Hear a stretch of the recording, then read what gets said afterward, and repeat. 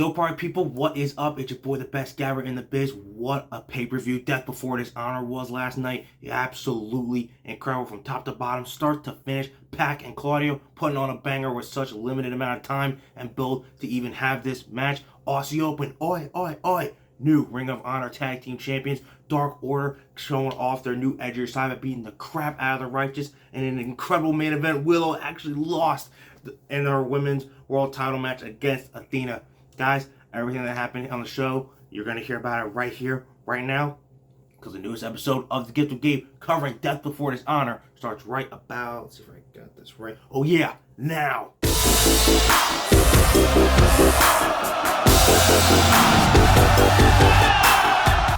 Okay guys, so outside of the Ring of Honor tag titles, no titles really changed hands tonight, but they all were super solid matchups, like Samoa Joe versus Dalton Castle for the Ring of Honor TV title. Match was super solid, a literal clashing of styles between Samoa Joe, who just wants to straight up kick your ass, and Dalton Castle, who, along with his boys, yes boys, they all wanted to just have fun.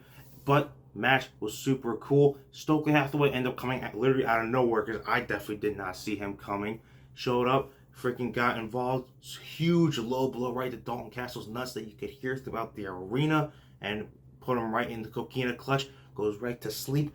And Samoa Joe is still the Ring of Honor television champion. Honestly, guys, up there with Claudio at this point. I don't know who can even take this belt off him. He's held it for literally over a year, being challenge after challenge after challenge after challenge.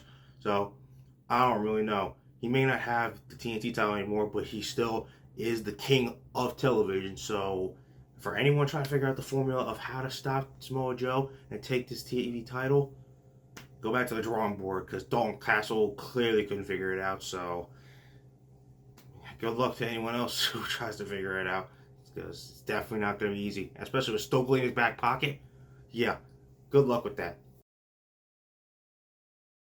Like I said though, guys, there was one set of titles that did change hands, and it was the Ring of Honor tag team titles, and an amazing fatal four-way between the Kingdom, Aussie Open, the former champs now, the Lucha Bros, and Best Friends. The match was all over the place. Chaos throughout every single place that you look. And in the end, Aussie Open were crowned the new Ring of Honor Tag Team Champions. Honestly, I wouldn't have been surprised if the Lucha Brothers retained, due to the fact that they've been champs for only like a couple months. But then again, if they were going to crown new champs, Aussie Open are absolutely great choices. And Mark Davis's first match, those guys did not miss a step and are once again on top of the Ring of Honor mountain as the tag team champions. And like Kyle Fletcher said, they're not going to stop until they take over the entire world. Who knows, honestly, what could be next for Aussie Open. If Better Than You, Baby somehow ends up losing, which they honestly might break what hurts, against FTR, they could end up having Aussie Open versus FTR versus at the Wembley show, all in.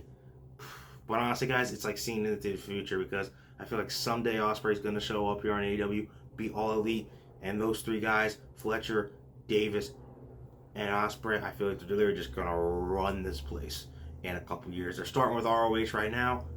I feel like they're going to expand, and just once all three of them are here, you're not going to be able to stop Aussie Open, and they are seriously just going to kick your ass, take your championships, and, you know, grab all the hot women in terms of Kyle Fletcher, Bag, and Sky Blue. It would have been cool to see Best Friends maybe win, because I want them to have like that tag team title moment. But I guess I'd rather have that in AEW versus then ROH. But at the end of the day, it's cool. No hate here. Aussie Open, new Ring of Honor Tag Team Champions. So, say it with me. Aussie, Aussie, Aussie. Aye. Oh, guys, Stu Grayson, he wanted a more edgier Dark Order than we've seen for the past couple years. The original foundation of darkness and brutality that he knows they could show. Well, I think he got his money's worth, because Dark Order beat the Righteous ass.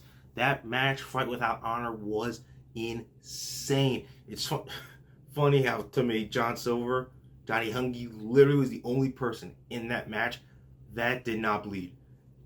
I was like, wow. Dude didn't end up bleeding. That's freaking wild. The match was all over the place. Tables with barbed wire. Freaking 2x4s with barbed wire. All kinds of crazy shit. Legos. Thumbtacks. Ow.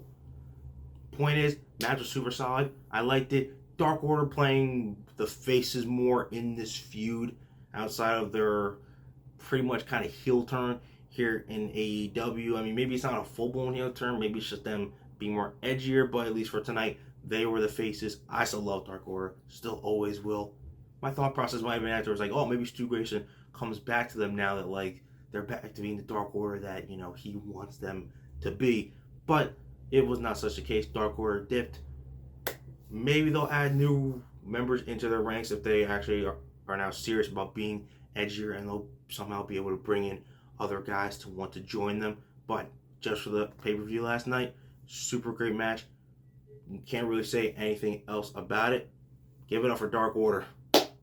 Match was absolutely brutal. Alright guys, look. He may not have won the pure title last night against Shibata, but god dang it, Daniel Garcia's dancing never, ever gets old. Dude literally passed out doing his dancing moves. That's right, do it with me. Whatever gets you over, and this is like... Garcia literally took a whole moment of the match just to freaking start dancing in Shibata's face. The match was super great. Expected Shibata to come out on top. Garcia has run as pure champion. His next goal is to become champion over in AEW. But god dang, he's a great wrestler, but he's a damn good sports entertainer too. It's just freaking amazing. The clash of styles was truly on hand, and all it just took was that one last PK. Boom. 1, 2, 3. Shibata still Ring of Honor pure champion, and then, you know, trying to show him respect, and then Daniel Garcia is like, nah, I'm gonna flip you the bird, and then that obviously did not go well. The match was super great, and I can't wait to see more from Daniel Garcia. Like, literally, we all were chanting at the arena, and you probably heard us on pay-per-view, and you know, if you were there, we were like, give us a dance, man, give us a dance, and every single time he did, place just erupted. I swear, dude. Whatever gets you over, as long as you can go in the ring and cut it on the stick, you'll be fine. Because this never, ever gets old with Danny Garcia's sweet moves, baby. They truly are a gift. Yes, sir.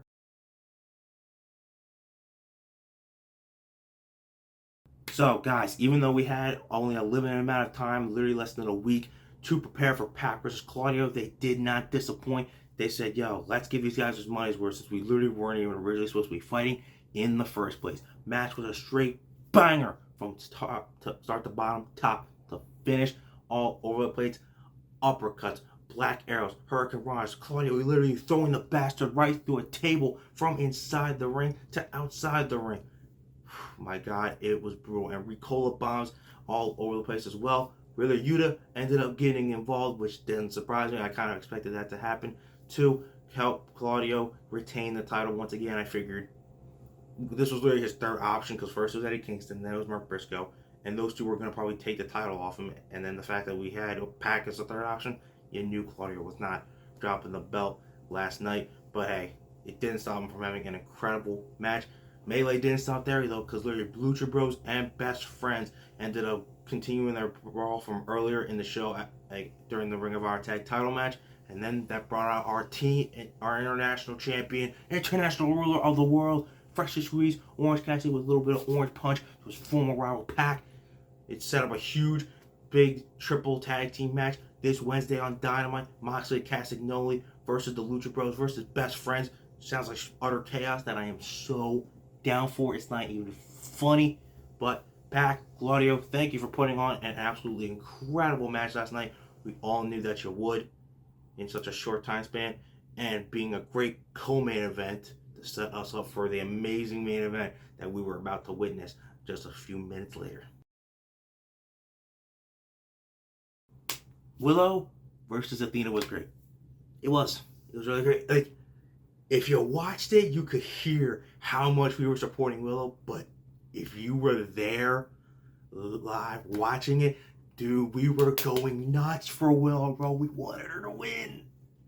She was so close. When she kicked out of the freaking Eclipse, I was like, dude, she's gonna do it. And I was like, no, Willow, don't pass out. Come on, just reach the ropes, come on. And when I say that people literally dipped right after she lost, like, it was like bells rang, foot's going up steps. Because people were like, Willow didn't win. Let's go the fuck home. We're like, damn it, Tony. Why? Why? But then, you know, when you think about it, she's had a really great string of good luck. She ended up becoming the first ever New Japan Strong Women's World Champion after the unfortunate injury to Mercedes Moné. She won the Owen Hart Cup Women's Tournament. So maybe it was going to be asking for a little bit too much for her to win tonight. Plus, Athena really is ROH. So she's going to keep being the foundation for that women's division and the core. But screw it. At this point, unless Jamie Hayter is like able to come back and dethrone her all in, F it. Whether it's at like All In, All Out, or freaking Grand Slam, give me Willow versus Toni Storm for the AEW Women's World Championship. 1, 2, 3, smile and clap our way to a new champion and Willow freaking Nightingale. It's time. She's ready. We want it, and we will be seated for it. Come on, bro. That's close last night. It would have been such a great moment, but she's ready. She's ready. So, Willow, keep on smiling. We'll keep clapping along. You're a star, baby. You are a star, and god dang it, make her she's going to be Women's World Champion within the next year, but freaking screw it. If Jamie Hayter ain't ready to come back, give it to Willow. She's the next best top contender, and let us see Willow Nightingale, new AEW Women's World Champion.